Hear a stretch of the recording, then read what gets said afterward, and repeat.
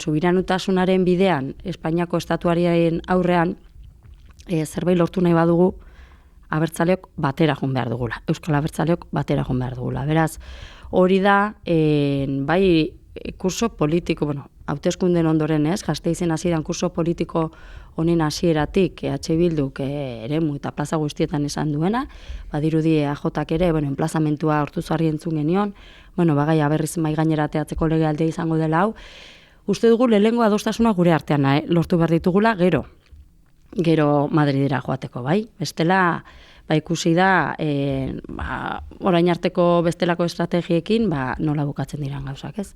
Garbi daukagu, guke Gipuzkoan adostasuna lortzen baldin bada, eta Bizkaian adostasuna lortzen baldin bada, termino minimo hauetan, Gasteizen lortu behar da adostasuna, Gasteizen, Araban, alden eremu guztietan, ezin dugu ez aprobetxatu edo desaprobetxatu Euskal instituzio gehienetan, eta nagusienetan, gehiengo abertzalea daukagula,